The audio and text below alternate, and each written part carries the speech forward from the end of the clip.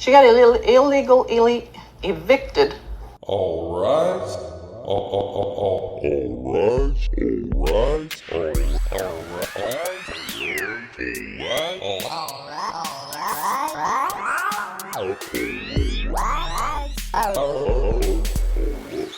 For Judging Judy. All right. Hello and welcome to the Judging Judy podcast, the only podcast that turns the tables on America's least favorite TV judge. Today's episode comes to us from back on May 16th, 1997.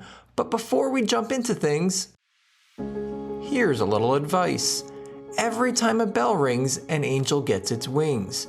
But because there aren't enough wings to go around, that means a different angel has to get its wings brutally ripped out first. To remind us what was going on in the world back when this episode first aired, I brought in my friend, Professor Wikipedia, doctorate in theology. The single Fly was released by Sugar Ray.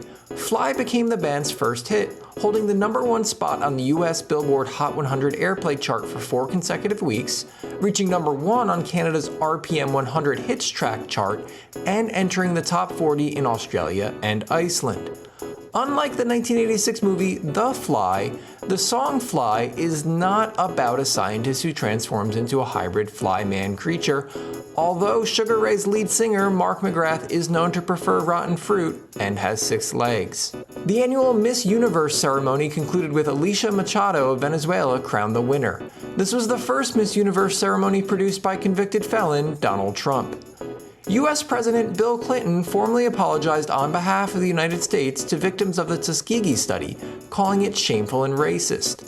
What was done cannot be undone, but we can end the silence. We can stop turning our heads away. We can look at you in the eye and finally say, on behalf of the American people, what the United States government did was shameful, and I am sorry, he said. Of course, each day we commit new horrors we'll one day have to issue formal apologies for. Thanks for the help, Professor Wikipedia. Next up, let's check in on the New York Times crossword for that day back in 1997. The clue for 38 Down is sea creatures of myth. And the answer is mermen. Finally, let's look at the US box office for 5/6/97. I only have 2 entries for this day, care of IMDb. Number 2 was Liar Liar, and number 1 was The Fifth Element. The fifth element is boron. Its melting point is 2,077 degrees Celsius, while its boiling point is 4,000 degrees Celsius. Boron was discovered by Louis-Joseph Gay-Lussac and Louis-Jacques Thénard in Paris and Humphrey Davy in London, and was named after borax, which is derived from the Arabic borak. Let's get to the teaser for today's episode. Both married, they met on the internet, but was it love at first bite? Not with 1997 slow-ass internet, it wasn't love at first bite. It was love that took 35 minutes for one picture to load. This is going to be some 21st century, I can tell. 1997, Judy, just wait until you eat your first cronut. Yeah, she went to the doctor and the cancer disappeared. That's why you've got to make sure your oncologist is also a magician. I know, they're a rare breed, but here's a tip. Instead of a nurse, they have an assistant, and they wear top hats. Our first case has Daniel suing Beth.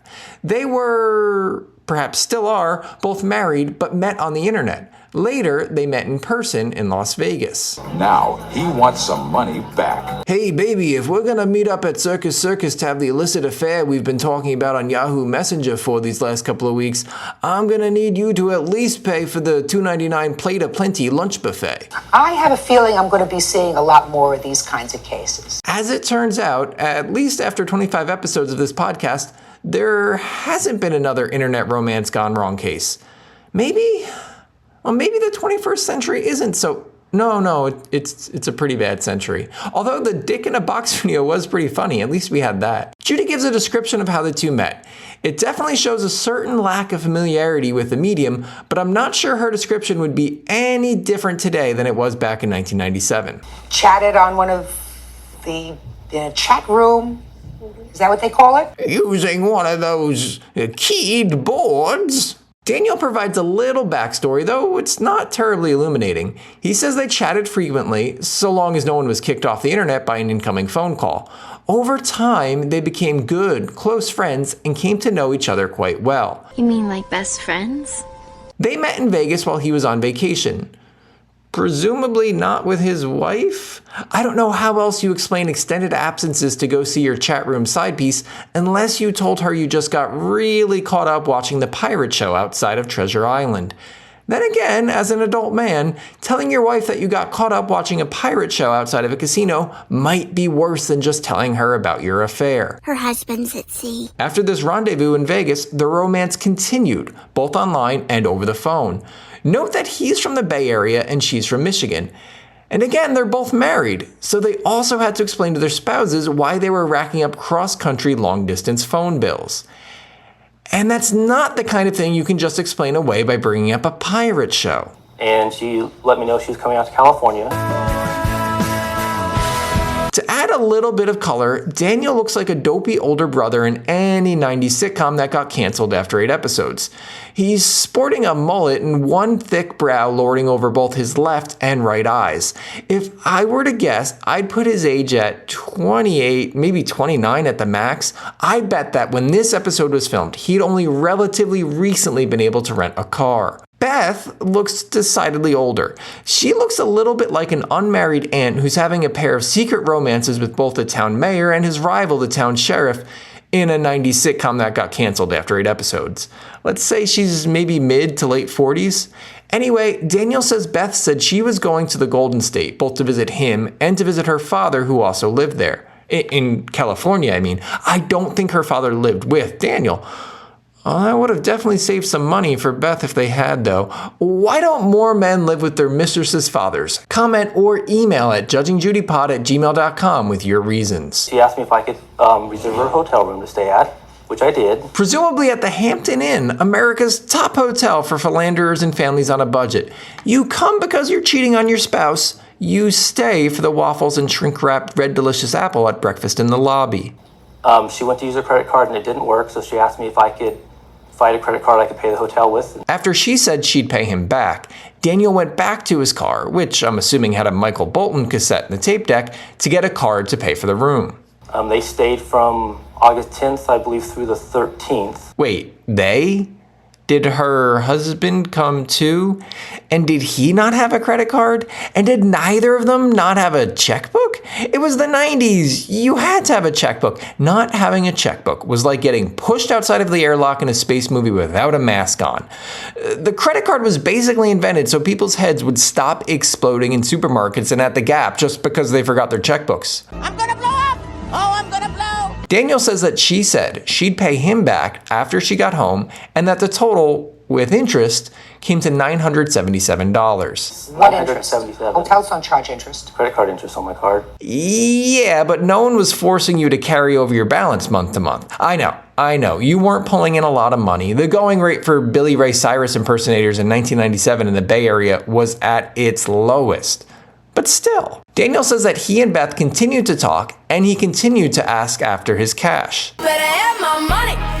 But she said she was in a bit of a financial bind, perhaps because of all of those long-distance telephone calls she made to Daniel to hear him sing Achy Breaky Heart. Saying they were such close friends, Daniel says he didn't insist on immediate repayment. But it kind of does sound like he insisted on immediate repayment. At one point she said, well, my father is sending me some money. LOL. After a couple of weeks went by and the check from Beth still hadn't arrived, Daniel asked after the money again. She says, well, I've decided I don't want to pay you that money. OMG. Now for Beth's side of the story.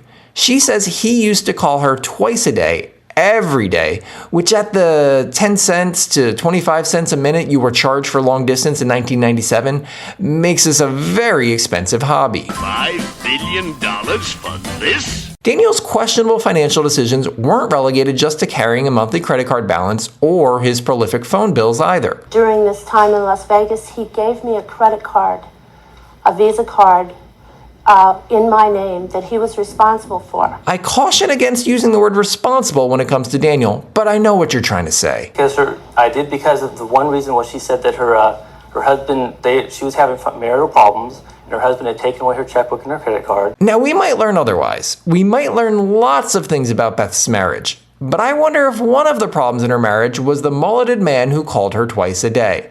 Never mind the emojis he must have sent her. : close parentheses, semicolon dash close parentheses, colon asterisk, less than symbol number 3. Not that one. Just curious as to why somebody you hadn't even met and you got a credit card. See, Judy, when a married man falls in love with the idea of an older woman he meets in a Fans of Footloose chat room on AOL, and that man and that woman meet in Las Vegas, and that man wants to have sex with that woman, it does nothing to allay Judy's incredulousness, but Daniel explains again that they had become good, close friends, even though it had at that point been solely over the internet and by phone. This is going to be some 21st century, I can tell. Judy's acting like the 20th century had been quaint. Simple. So let's briefly explore things that happened in the 20th century. Space flight, the invention of the radio and TV, California Pizza Kitchen, Watergate, atomic bombs, Murder, She Wrote. Daniel says that he could sympathize with Beth, given the trouble she said she was having with her husband, prompting Judy to ask Daniel if he's married. After he responds, the camera pans and we see that his wife Rebecca is his witness. Wait, living with your wife while you were talking on the internet? He confirms this too, giving Judy another opportunity to drop her 21st century line. What wasn't funny the first time has become exceptionally unfunny each subsequent time. Like the Rush Hour movies, except at least Judge Judy wasn't directed by serial sexual assaulter Bruce Ratner. We return to Beth's narration of events. She says that it's untrue that her credit cards had been taken away at the time Daniel gave her one, and adds that Daniel had continually asked her to come visit him, seemingly unsatisfied with just seeing her at the Stardust between games of craps. The credit card was in fact to use so that I could come out to visit him. Beth confirms for Judy that she knew Daniel was married. I assume the topic must have come up over the course of their hundreds of thousands of conversations over the phone and online. It couldn't have all been talk about their favorite goulash recipes. Well, what did he tell you about his marriage? That he was unhappily married. The camera pans again to Rebecca, and she's forcing the sad smile of a woman who's dead inside. I can only hope that sometime after this taping, she went from unhappily married to happily divorced. A dream come true.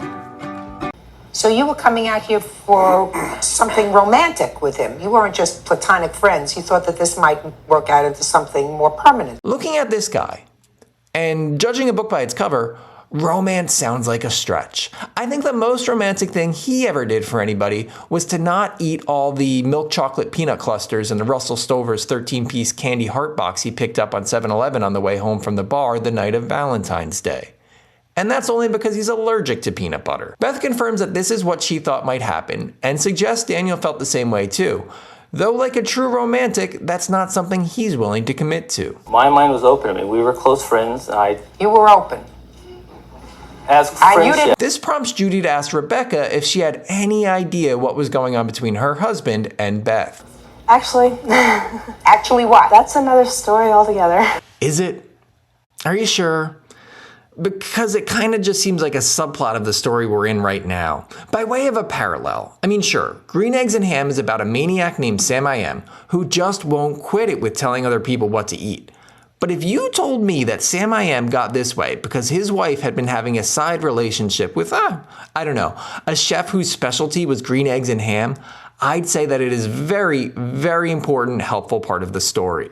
Judy lets Rebecca off the hook by saying she doesn't have time for this other story, and I think that's probably better than further ruining this woman's life by exposing the faults in her marriage. Beth again returns to her storytelling, and we learn that it wasn't she and her husband who went to California, but she and her daughter. And I got out the credit card he had given me to pay for the hotel. And when they rejected it, he laughed and he said, well, I could have told you that little card wouldn't handle it. And if that isn't the strangest way to emasculate yourself, I don't know what is. I've heard lots of ways to refer to male genitalia, but never before have I heard it called that little card. But it seems pretty accurate considering who you based it on. Beth says that after getting his card and paying for the room, he never mentioned her having to pay him back, and adds that she never asked him for the card he gave her, the aforementioned little card that serves as a euphemism for his penis. Oh, now I get it. Beth says that she brought her daughter along, not so that her daughter could meet her future stepfather, who's perhaps the same age as she is,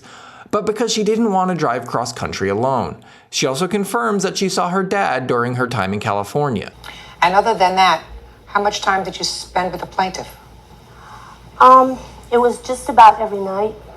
Or not, but not late into the night. Daniel, Beth says, would bring his son by the hotel so Beth and her daughter could meet him, which, as Rebecca's face confirms, sounds really, really stupid. They did not, however, have dinner together because I suspect that would have been far too much for his teeny tiny, barely visible little card. No, he took his son. He would always take his son and feed him dinner, and then I'd see him after that. Get out of the ball pit already, Junior. I gotta get me to the Freeway Motel 8 and Rodeo Clown Training Center to see my lady friend I met on the typewriter talking machine. Judy asks Beth what she was anticipating would happen while she was there in California. The judge says that it affects who's responsible for the hotel room, meaning that Judge Judy isn't just asking because she wants to know how horny Beth was. When he first would ask me to come out, he said that he would take me to Monterey, or, I don't know, he lists some other places, Newport Beach or something. I'm not familiar with the area.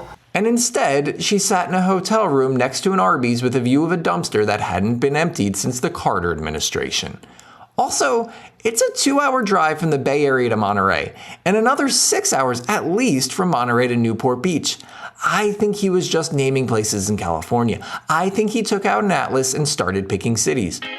Victorville, Santa Clarita, Stovepipe Wells, Modesto. Oh, baby, you'd love it, Modesto. So he said something about seals. And I said he wasn't romantic. Never mind claims that he would show her the state, from Legoland in Carlsbad to the In-N-Out in Eureka. Daniel tries to slake off all responsibility for her even being in the state. While admitting they had talked about visiting the sites previously, he says she came to the state of her own volition. That you can come out to California if you'd like. No agreement to pay for anything on the way out here. Even if my father called me and told me he's coming out, I'd never pay for a hotel room for $1,000. Okay, bad example. Listen, I think that you both made mistakes. Now, Judy says, in light of these mistakes, it's up to her to do what she thinks is fair. Judy says that from where she's sitting, neither of them were acting reasonably or responsibly. So you're going to each pay half. So that's $487 for Daniel, who uses his parting words while standing next to his hopefully future ex-wife Rebecca to say that Beth came to California uninvited, where he then met her and hung out with her every night and paid for the room. And now, the next case. Party's on. Chase versus Chase. Step forward, please. Ruby is suing her daughter, Tammy, claiming that her kid scammed her out of $2,000. We get some background. Tammy is 29 and has 3 kids of her own, which means that she too might be able to sue her children on daytime TV one day, and 3 times over, no less. A girl can dream, right? Ruby claims that Tammy used her credit card without permission, racking up bills in her mom's name. In addition, Ruby wants to be remunerated for paying Tammy to move. If you notice my hesitation with that word, it's because I don't think it should be remunerate. Isn't it remunerate? I could have sworn. Look, maybe this is a Mandela effect thing, but comment or email in at judgingjudypod@gmail.com if you could have sworn it was remunerate and not remunerate. Things already aren't looking good for Ruby, I think. Judy's sighing, she's rolling her eyes. She asks Ruby plainly why she's in court on this day when the charges were from 18 months prior. Still, Judy allows for Ruby to make her case. In September of 95, she got sick. Went to the doctor, came back, said she had cancer and only had she wouldn't be around for the springtime. Ruby says Tammy went around gathering sympathy, given her terminal diagnosis, and added to it an additional claim that the father of her children had cut up all of her clothes during a fight. So she asked me if she could use my charge cards if she paid me back to go buy some dresses and things for herself. Independent of anything else, I would think that a person with a terminal cancer diagnosis probably doesn't have time to pay you back. I might have just considered those dresses a gift to someone who was dying. Slightly confusingly, Ruby then shifts gears to talk about Tammy getting a seasonal job. What happened to her cancer? Didn't you ask her? Yeah, she went to the doctor and the cancer disappeared, or they took care of it or something. I don't know. There are big differences between a cancer disappearing, suggesting she was lying, or the doctors taking care of it, suggesting treatment. Now, of course, Tammy might have been lying either way, but Ruby should have at least known what her daughter claimed to have happened to the cancer. But back to the case at hand. Ruby says that at one point, Tammy, using 2 different credit cards of her mom's, had bills totaling $1,500, only $500 of which she's paid back. Then come the moving bills. She got illegally evicted. So the story goes, from her apartment that she lived in March of 95. She left the things in there till September of 95 because she lost her kids during that time. She was doing her other stuff during that time. Ruby says that Tammy announced she was moving away and gave her mother the key to the place where she had been evicted from, telling her she could do what she wanted with the stuff inside, that she wanted no part of that life anymore. Ruby says she had to clean up after her daughter, pack her things, empty the fridge, all of which begs the question, why? Why did you do it? Because I didn't want her to lose what she had. It was her kids. I mean, I was thinking of her kids. You decided to be a good grandma and take the stuff. She'd been evicted. She didn't want the stuff. It sounds like you greatly inconvenienced yourself at your own behest. But you can't charge her for that. We move on to Tammy's version of events, and she starts out by saying that much of what her mother says are, quote, straight up bogus lies, which are amongst the worst kind of bogus lies, right up there with absolutely totally bogus lies and 110% bogus lies. She says she's been paying her mother back regularly, as she could, citing an example when she turned over almost 90% of her welfare check to her mom. How did you survive on $100 a month? Cancer scams, weren't you listening? Pay attention! In addition to that, Tammy says she was living with her boyfriend, a person who is not the father of her children. Which might not have been a good move because this gives Judy pause to ask a series of questions about the welfare Tammy had been collecting. Tammy tries to deflect by saying that she barely lived with the father of her children. I have a problem with your veracity. Excuse me? Judy, do you kiss your mother with that mouth? And on daytime TV, no less. Nobody who lives with you 1.5 days a week is going to give you $40,000 worth of merchandise over 8 years when 6 of those years you're on welfare. I have no idea what they're talking about with the $40,000 worth of merchandise. I guess they cut the context out for time. My best reconstruction would be that Tammy claims she got some of the things she got $40,000 worth, not by scamming people, but from a boyfriend who kind of sort of lives with her, all while she was still collecting welfare. I have no freaking clue. Excuse me, but if you got 3 children by them, they sure will. 40,000 divided by 6 years divided by 3 kids, that's only $2,220 a year in merchandise per kid. Look, I'm trying to make jokes here, but I really wish they had clarified what the heck they're talking about. He should have been paying it to welfare so that I didn't have to support you. I'd like to take a side on this one, but I can't because I don't know what we're talking about. I'm giving you $400 a month, welfare. You got a father of these 3 children who's giving you $40,000 during that period of time of goodies in your house, not to mention your rent, your food, your gas, and your electricity and everything else. So that's right there, a scam. Yeah, it sounds like one, but why are we talking about this? This is about charges her mom said she never paid back, not $40,000 in merchandise. Also, I don't think Judy directly pays $400 a month in welfare to anyone.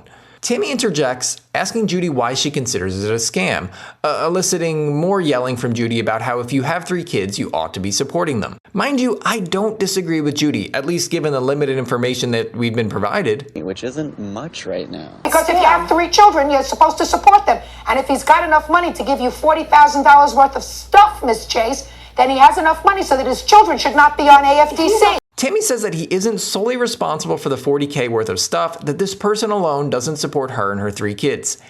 And I wish I could care a little bit more, but I can't without knowing how we got to talking about this $40,000 worth of stuff. We come back from a commercial break with Judy providing this helpful advice to Ruby about her daughter. You're never going to change this lady. I Just a second. You are never going to change her. That's right. She's figured out how to work the system. I wonder what she's undersecretary of in this current administration.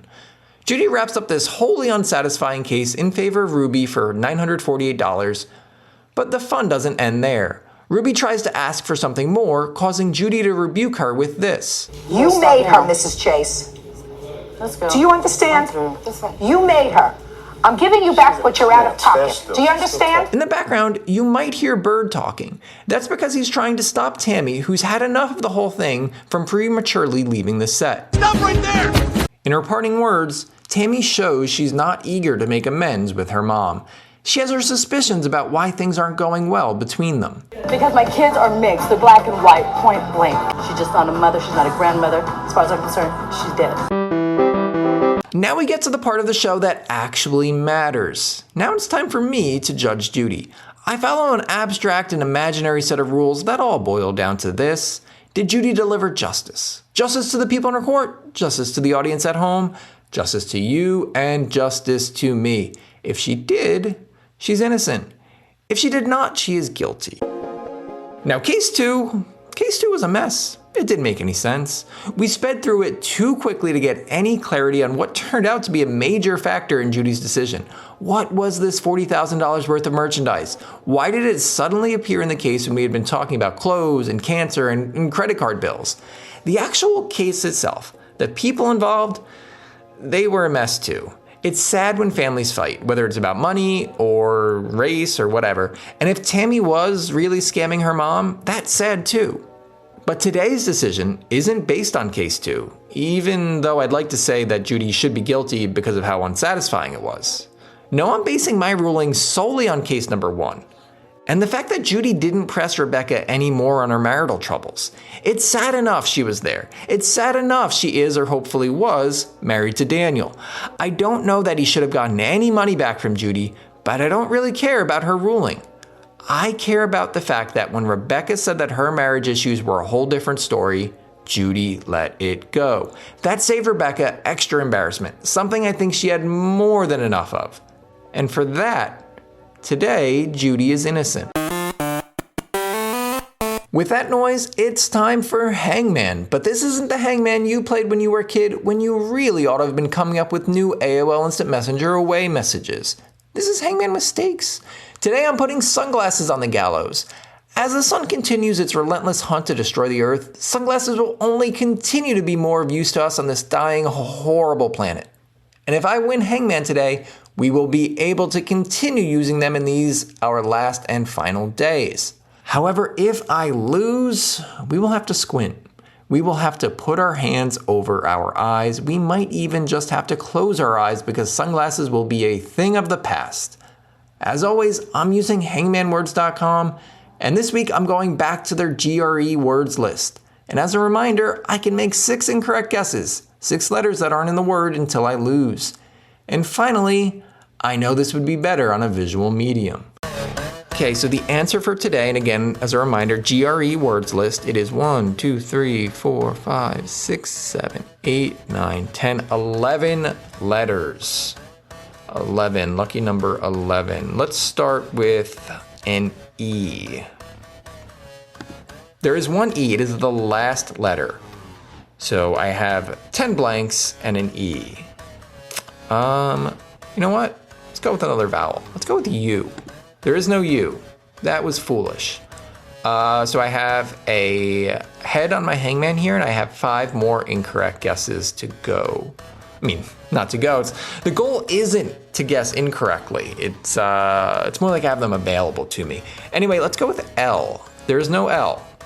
So I have a torso on my hangman here and only 4 more opportunities to be wrong.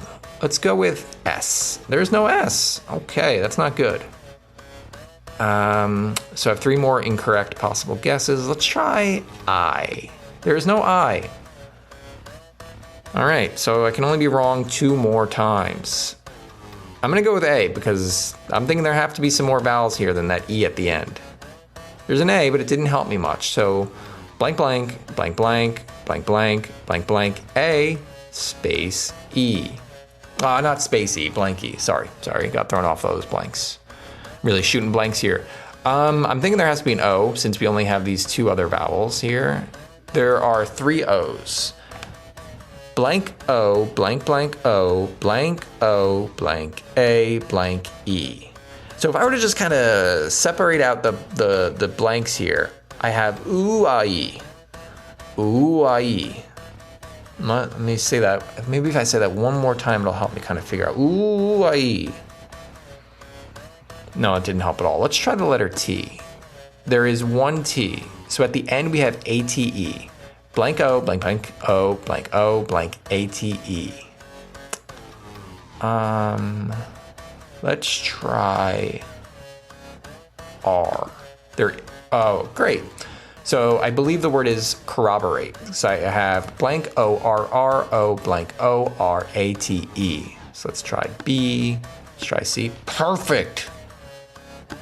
Corroborate is the word. You can continue wearing your Ray-Bans, your Luxottica, your knockoff. Please, whatever you do, wear those knockoffs, keep them on your eyes, protect your retinas, fight back against the sun, and do whatever you can to enjoy our last few days here before the sun swallows us and we stop existing. With our last few moments together, I just wanted to share an out-of-context quote from Judge Judy. You not only won the trophy if you came in first, or second, or third, but then you got best looking in a baseball uniform. That's it. Subscribe, fornicate, share, and like, but whatever you do, don't go to California to see the seals with a guy you met on the internet.